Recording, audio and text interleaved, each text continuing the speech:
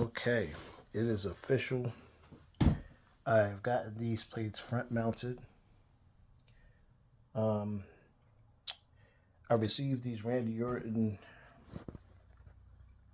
side plates on Friday that came with, front mounted.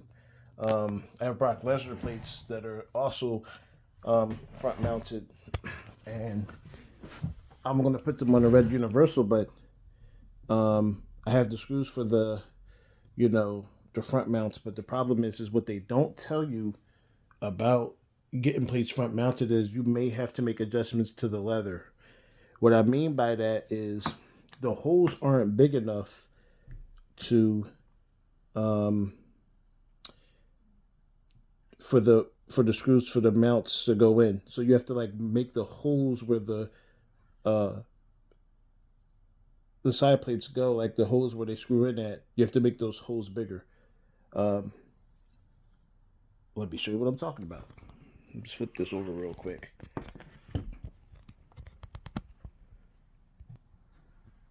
Let me just flip this over so you can see what I'm talking about. Gotta do this safely. I'm on a glass table, so don't wanna. Okay, so these are the holes where the original screwing for the back. The screws go into the back of the side plates here.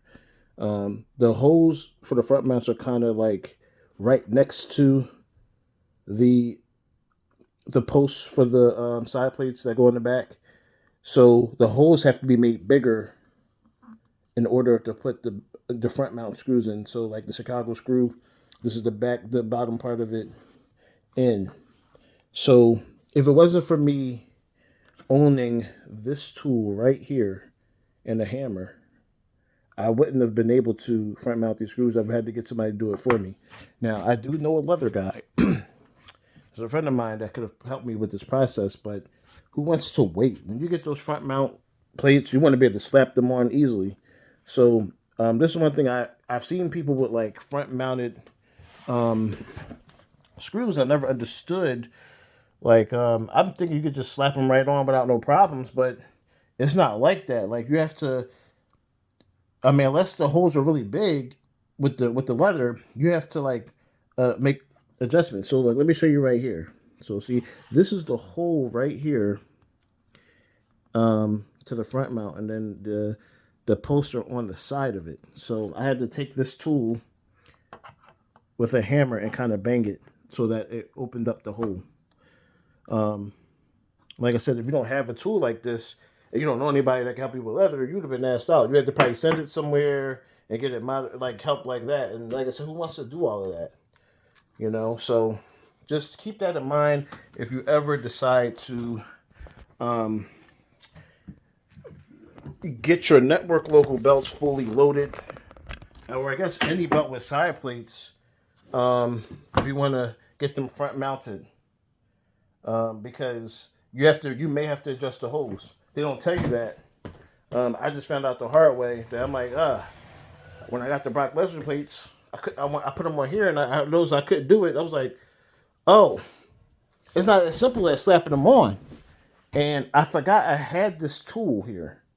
So when I got these Randy Orton side plates, and to be honest with you, I didn't get them because they were front mounted. I wanted the Randy Orton side plates overall, but them being front mounted was just a plus. But being as though this belt was already fully loaded with nice leather, Fandu sidebars, base plates on them, on the side plates, main plate, it's fully restoned. I was like, the last thing I'm missing is front mounted screws on the side plates. Now that they are done, this is a complete, fully loaded belt. I was thinking about changing this leather out because this leather's a little bit worn on the back. The front looks great, but the back just doesn't look as great. So it was kind of like making me want like a fresh leather, maybe from Dan Ripley or somebody, so it can really, really, really be like nice. But I think I'm gonna just keep this belt as is because if I'm going to get a new strap and have to make adjustments to the leather, I really don't want to do it. That was a pain in the ass, like banging and banging and banging, trying to get that hole open. Took me a little while. to do it. So I might just keep this belt as is and just stay with the leather I have. And but as you see, like it's a little bit like messed up right here.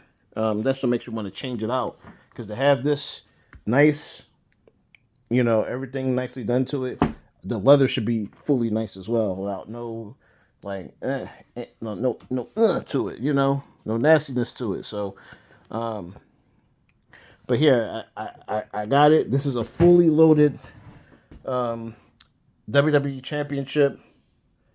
Nice leather,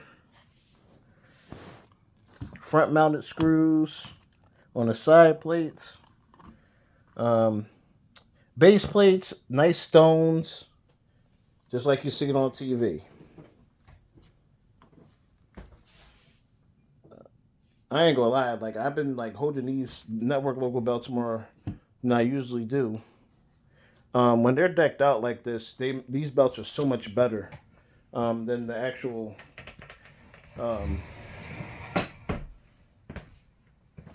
the regular stock replica belt. Like when you got it all decked out like this, it makes you want to hold them. It makes you want to like take them outside, you know, show them off, man. Like it's beautiful.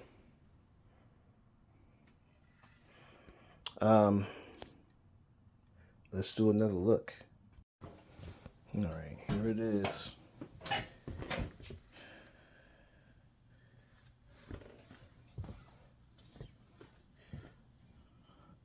Set up on my WWE table. You know what? If I didn't have to worry about grandbaby and stuff like that, I think I would leave it displayed right on this table. Because I think this is the perfect table for this belt to be on. Think about it. See it? Right here.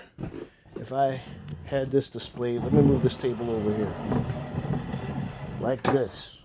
And you come in, and you see that John just sitting right here on that table, like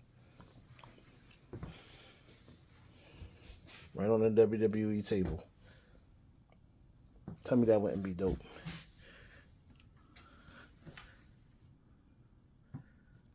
That would be fire, bro.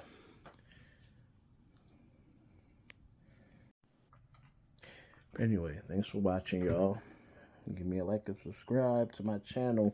I just wanted to, show off these side plates on the belt, and just to let people be known, like, make sure you may have to make modifications to the leather in order for it to fit.